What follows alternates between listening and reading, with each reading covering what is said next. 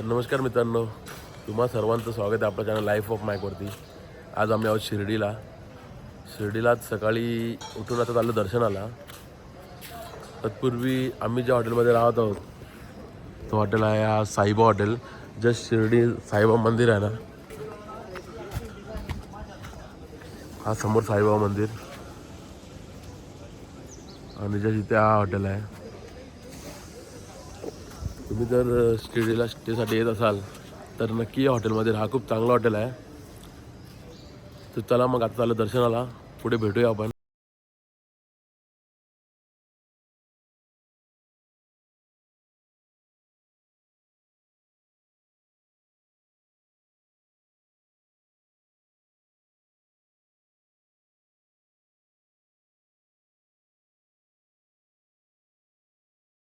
आता आलो जस्ट दर्शन घेऊन आणि आता आमचा आजचा पुढचा प्रवास असणार आहे तो आता पुन्हा चेंज झालेला आहे.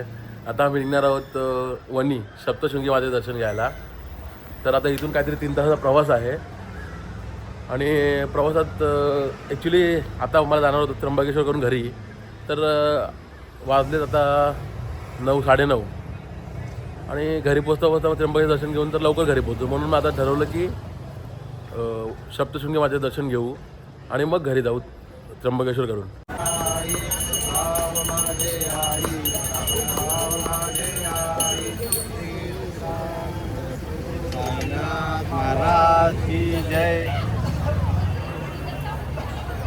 आता गाडीची पूजा वगैरे करून झाली. आता आम्ही निघालो सप्तशृंगी दर्शनाला.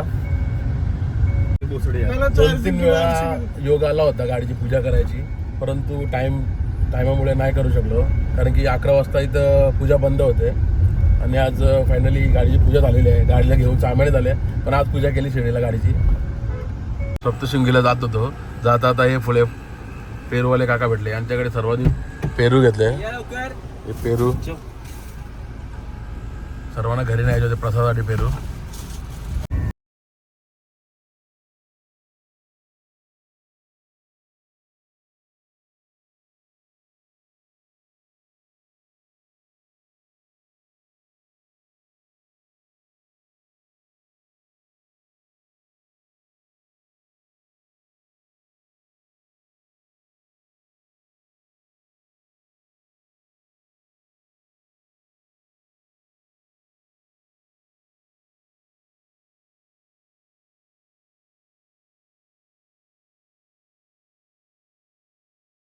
आम्ही पोचलो सप्तशृंगी वणीला, दर्शनाला चाललो आता.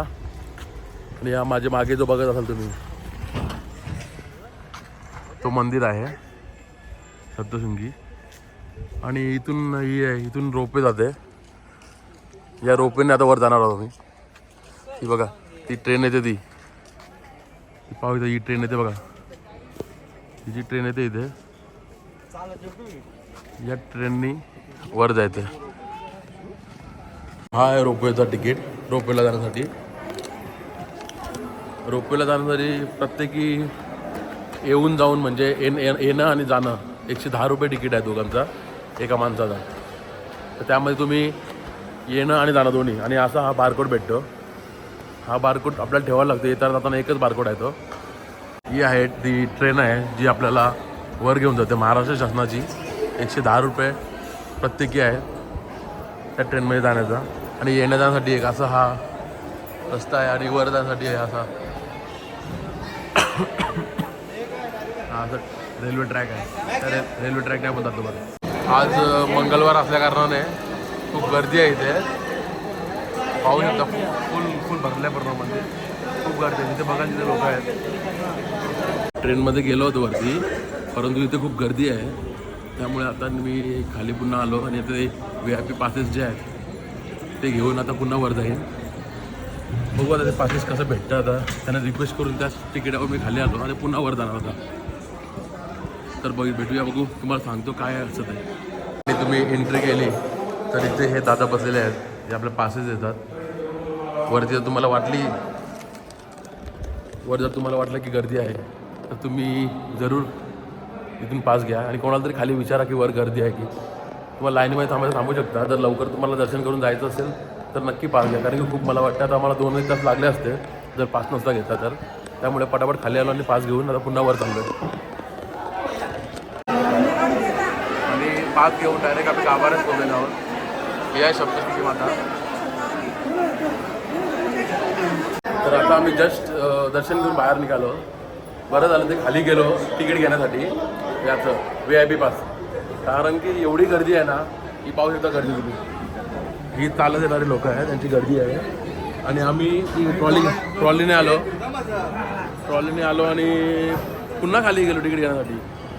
ते बरं झालं कारण की जर आम्हाला 2-1 तास लागले असते तर आम्हाला रात्री पोचायला उशीर झाला असता. त्यामुळे आम्ही मग VIP पास घेतले आणि दर्शन ओके 5 मिनटात दर्शन झालं.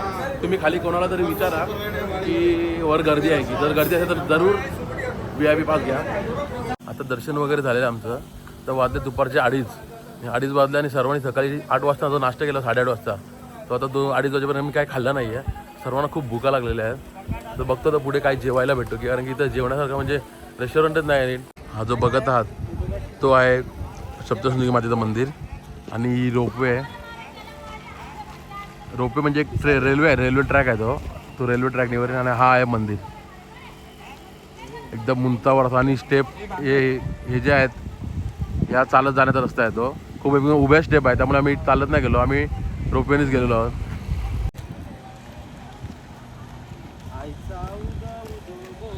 मंदिर पण जे माझं नको फोटो कधी टाकत नाही, पण फोटोशूट काढायला 1 नंबर सगळे. हे बघा फोटो काढायला पाहिजे बस. यंदा कर्तव्य आहे, कोणाला पाहिजे बघायचं असेल तर जेवढा हिरो मुलगा आहे. तर आता थांबलो जेवायला. जेवण काय येतं सगळ्यांना भूक लागलेलं जाम. जेवणाची प्रतीक्षामध्ये सर्व थांबलो आम्ही. सगळे वैतागलेत. सर्वांना भूक एवढी लागली होती की जेवण काय आला काय व्हिडिओ पण काढला नाही. डायरेक्ट जेवल्यानंतर तुम्हाला दाखवतं काय काय ते सगळ्यांच्या प्लेटी खाली. तर जेवण वगैरे झालं. आता आम्ही चाललो त्र्यंबकेश्वर म्हणजे शेवटचा डेस्टिनेशन. आणि मग तिथून पुढे घरच्या प्रवासाला निघणार. चला मग भेटू मध्ये रस्त्यात त्र्यंबकेश्वरला. कसं दर्शन होतं आहे काय होतं तुम्हाला दाखवतो. तर फायनली आम्ही त्र्यंबकेश्वरमध्ये पोहोचलेलो आहोत.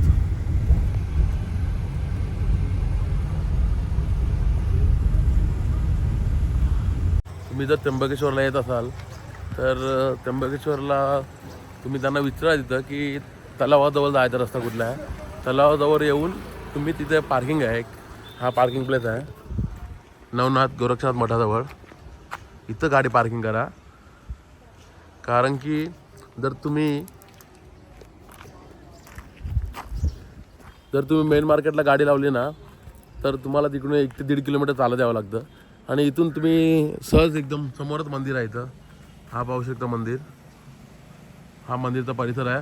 आणि इथे एक जुने महादेव मंदिर असं एक आहे. तर तुम्ही नक्की मेन मार्केटमध्ये गाडी लावणार होता. ॲक्च्युली मेन मार्केटमध्ये गाडी लावण्यासाठी जागाही भेटत नाही आहे. पण आम्ही आधी आलो होतो त्यामुळे आम्हाला माहिती होतं की तलावाजवळ आलं की इथे पार्किंगसुद्धा आहे आणि गाडी आपली जवळ येते, जास्त चालावंसुद्धा लागत नाही. तर तुम्ही येत असाल तर नक्की या गोष्टीची काळजी घ्या. मागून आलं की ही एंट्री आहे ज्योतिर्लिंग त्र्यंबकेश्वर. इथून दर्शनासाठी जायला रस्ता आहे. ते पाठीमागे एक चप्पल स्टँड आहे. हा जो ब्रिज आहे ना या ब्रिजच्या खाली चप्पल स्टँड आहे.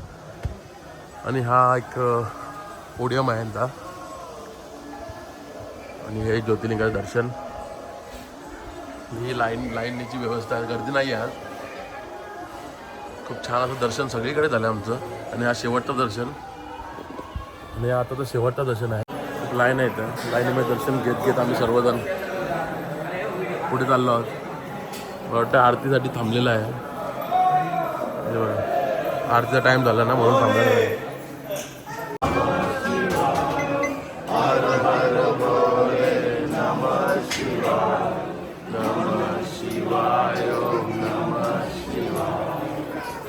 हर भोले नमः शिवाय. हा आहे त्र्यंबकेश्वर मंदिराच्या आतमधला परिसर आणि तो आहे मेन मंदिराचा गाभारा. आणि एक फुल लाईन आहे पूर्ण. तर आता जस्ट आमचं दर्शन झालं आणि दर्शन करून आम्ही आता बाहेर निघालेलो आहोत. जवळजवळ 1.5 तास आम्हाला दर्शनाला लागलं. खूप गर्दी होती. ॲक्च्युली जो संध्याकाळची आरती जी असते त्यावेळी शृंगार करतात, त्यामुळे दर्शन बंद होतं आणि गर्दी वाढत चालली होती. आणि आताही तुम्ही पाहू शकता खूप गर्दी आहे, खूप सारी गर्दी आहे बघा. ही लाईन आम्ही ज्या पोडियममध्ये त्या पोडियममधून आता इथून बाहेर निघते. मग इथून हा मंदिर जो आहे हा त्र्यंबकेश्वर मंदिर, महादेव मंदिर.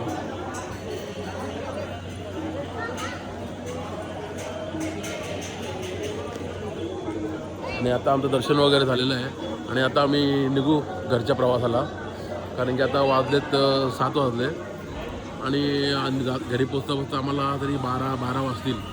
त्यामुळे पटापट आम्ही निघण्याचा प्रयत्न करू.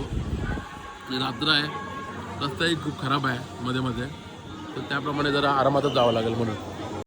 तर आता दर्शन झालेलं आहे. आतमध्ये पिंडीजवळ जाऊन देत नाही, म्हणजे मोबाईल काढून देत नाही आणि जवळही जाऊन देत नाही. तर तुम्ही त्र्यंबकेश्वरला येत असाल आणि तुम्हाला पिंडीचं दर्शन घ्यायचं असेल तर मंदिराच्या बाहेर निघाल्यावर जस्ट मागे ही शंकराची पिंड आहे. या पिंडीचं तुम्ही दर्शन घेऊ शकता. ही पिंड आहे शंकराची आणि या पिंडीचं तुम्ही दर्शन घेऊ शकता. तर काल आपला ब्लॉग एंड करायचा राहून गेला होता, कारण की दिवसभर ट्रॅव्हल केली आणि रात्र असल्या कारणाने जास्त काही दाखवण्यासारखं नव्हतं आणि अंधारसुद्धा होता, त्यामुळे काही दाखवू शकलो नाही. एका ठिकाणी जेवायला थांबलो होतो तेव्हा मला व्हिडिओ बनवेन, पण त्या हॉटेलच्या सर्व्हिसमुळे व्हिडिओही तुम्हाला जेवणामध्ये काय दाखवता नाही आला आणि व्हिडिओही नाही केला. तोच मूड खराब होता. तसंच मग घरी आलो, फ्रेश होऊन डायरेक्ट झोपून गेलो आणि सकाळपासून थकलो होतो आणि तिथं जेवणाच्या ढाब्यावर थांबलो होतो, तिथं पण इरिटेट झालं, त्यामुळे ब्लॉग एंड नाही केला. तर आता या ब्लॉगला इथंच एंड करतो. तर चला भेटूया मग नेक्स्ट ब्लॉगमध्ये. ब्लॉग जर इथंपर्यंत बघितला असेल तर नक्की लाईक, शेअर आणि कॉमेंट करा आणि आपल्या चॅनल लाईफ ऑफ मॅकला सबस्क्राईब करा. चला बाय बाय, टेक केअर.